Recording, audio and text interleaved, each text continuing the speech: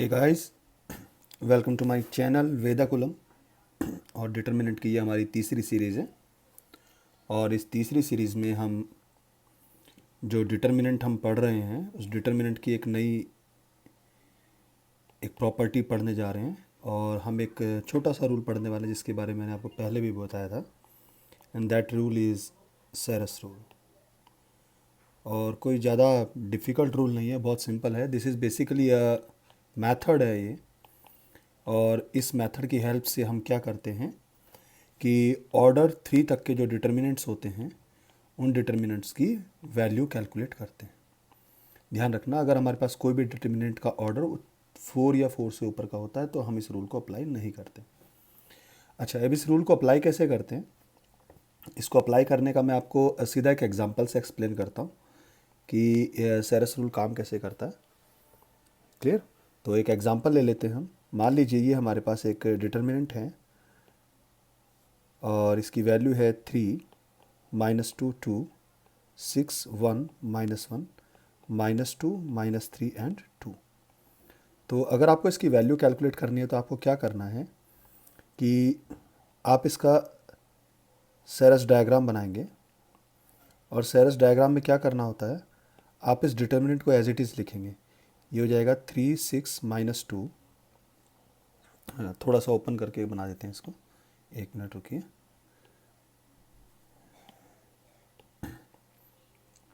ये हो जाएगा 3 6 -2।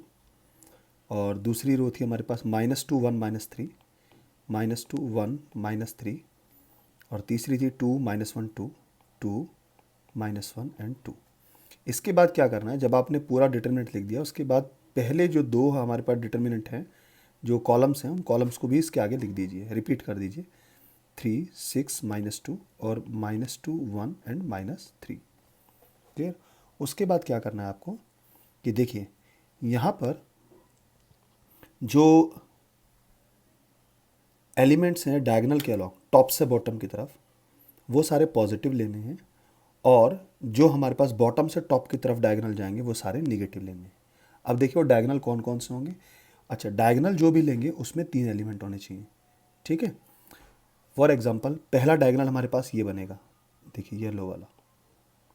दूसरा डायगोनल हमारे पास टॉप से बॉटम ये वाला बनेगा। तीसरा डायगोनल हमारे पास टॉप से बॉटम ये वाला बनेगा।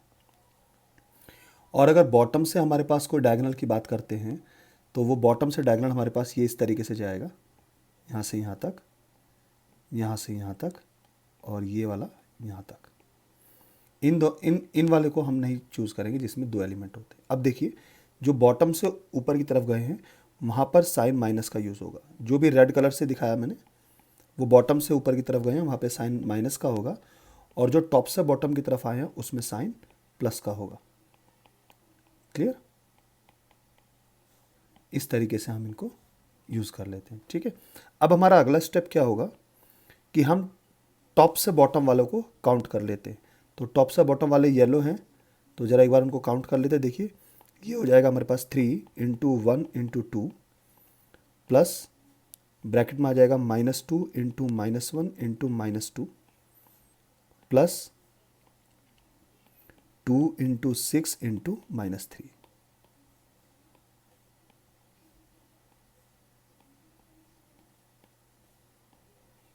क्लियर? माइनस, अब बॉटम से टॉप वालों को लेके चलेंगे तो ये बन जाएंगे हमारे पास -2 × 1 × 2 minus -3 × -1 × 3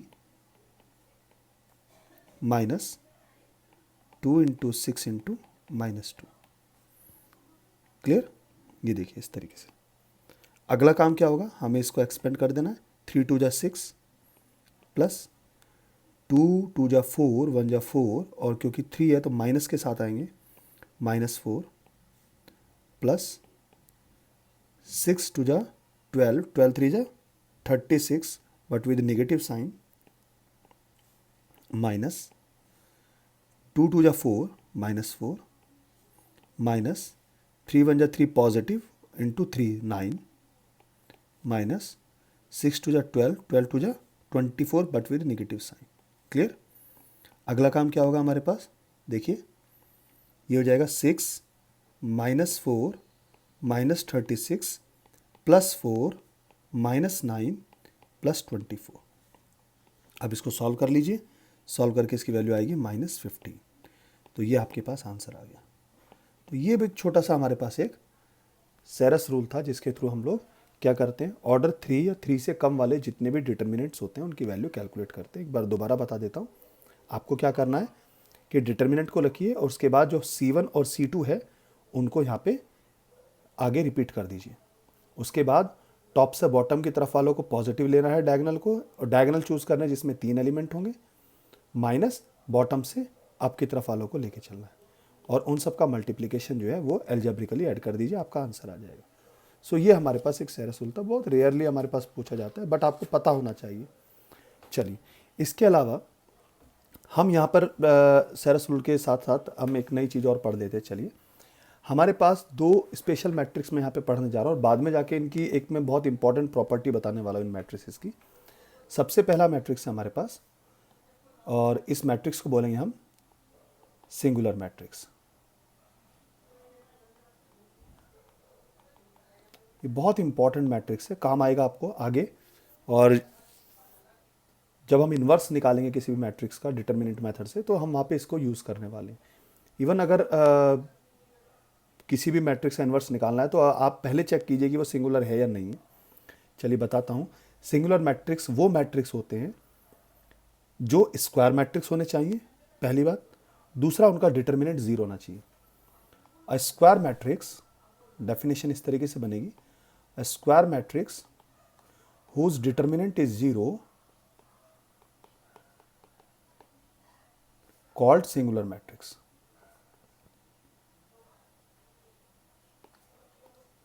clear? So singular matrix होने के लिए हमारे पास पहली कंडीशन क्या है, it should be a square matrix. पहली चीज स्क्वायर मैट्रिक्स होना चाहिए। स्क्वायर मैट्रिक्स होने का एक रीजन और भी है कि उसका डिटर्मिनेंट स्क्वायर मैट्रिक्स का ही निकल सकता है। दूसरा, इट्स डिटर्मिनेंट शुड बी 0। अगर हमारे पास कोई डिटर्मिनेंट का स्क्वायर मैट्रिक्स है, कोई मैट्रिक्स स्क्वायर मैट्रिक्स है लेकिन उसका डिटर्मिनेंट 0 नहीं है, तो तब उसको हम क्या बोलेंगे, non singular matrix. So if determinant of A is not 0 then it is called non singular matrix.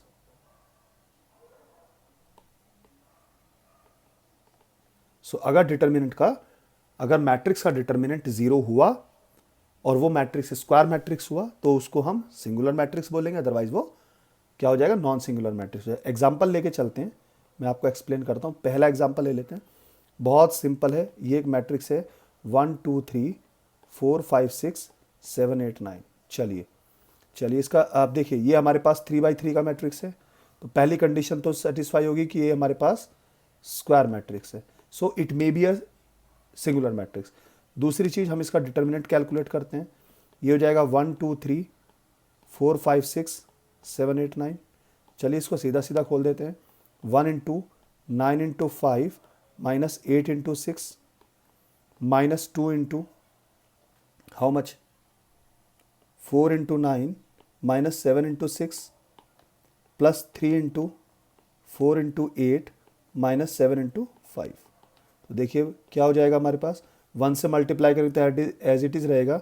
9 5 जा 45 minus 48 minus 2 into 36 minus 42 plus 3 into 32 minus 35।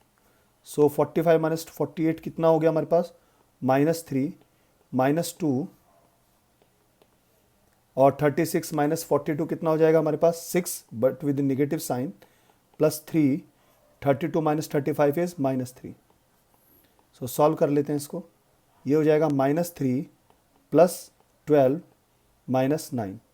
सो -12 प्लस 12 हो जाएगा, so that is equal to 0। So इसका मतलब क्या हुआ, ये matrix क्या है हमारे पास, सिंगुलर मैट्रिक्स हुआ। ये क्या बना हमारे पास, सिंगुलर मैट्रिक्स हुआ। दूसरा एक और मैट्रिक्स हम ले लेते हैं।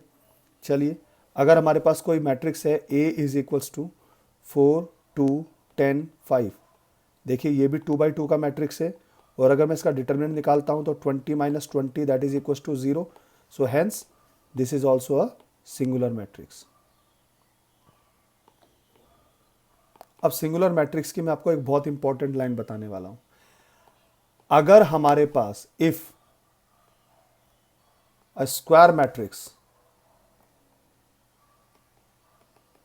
Has its determinant is 0, then A inverse can't exist.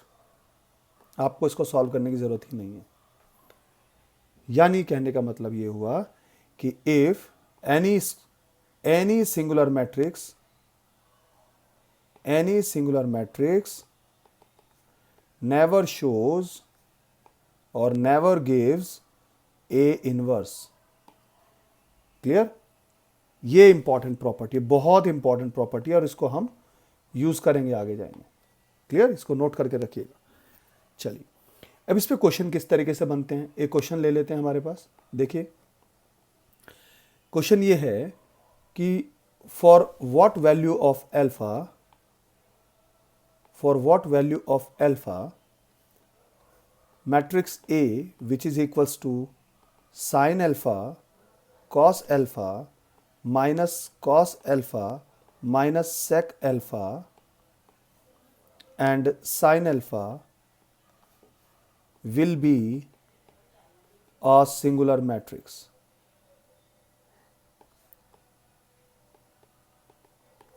हमें बताना है कि अल्फा की किस वैल्यू पर ये मैट्रिक्स जो है एक सिंगुलर मैट्रिक्स होगा. तो बेटा अगर इसको सिंगुलर मैट्रिक्स होना है तो पहली चीज ये स्क्वायर मैट्रिक्स होना चाहिए. तो देखिए 2/2 का है तो ये तो होगा. दूसरा इसका डिटर्मिनेंट क्या होना चाहिए, 0 होना चाहिए. तो डिटर्मिनेंट को 0 कर देते हैं हमारे पास. So this sine alpha minus of cos alpha minus sec alpha and this cos alpha and sine alpha should be 0.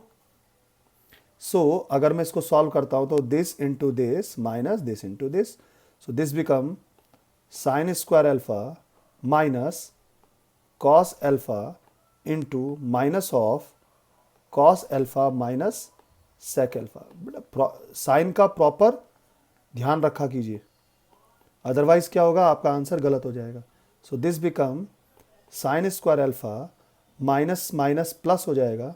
So this is cos alpha into cos alpha minus sec alpha. That is equal to 0. So देखिए इसको solve कर लेते हैं. Sine square alpha plus cos square alpha minus cos alpha और sec alpha को मैं लिख सकता हूं 1 कॉस अल्फा. सो देखिए cos alpha to cos alpha cancel हो गया और ये वैल्यू होती है 1 माइनस 1 दैट इज 0. ये तो देखिए अपने आप में ही हमारे पास कंडीशन आ गई. तो हम लिख सकते हैं since A is already a singular matrix, hence there is no effect of alpha on A. Hence any value of alpha gives A as a singular matrix. बात समझ में आया. सो ये हमारे पास singular matrix, non singular matrix और Sarrus rule, ये तीन हमने इस मॉड्यूल में, छोटे से मॉड्यूल में हमने डिस्कस करने की कोशिश करी. सो आज के इस लेसन में हम इतना ही करेंगे. नेक्स्ट मेरे जो वीडियो आएगी उस वीडियो में हम डिटर्मिनेंट की प्रॉपर्टीज़ डिस्कस करने वाले और बहुत इंपॉर्टेंट प्रॉपर्टीज़ हैं क्योंकि उसके बेसिस पर हम पूरे डिटर्मिनेंट्स को डिस्कस करने वाले. So thanks for watching guys और मेरे चैनल को सब्सक्राइब करना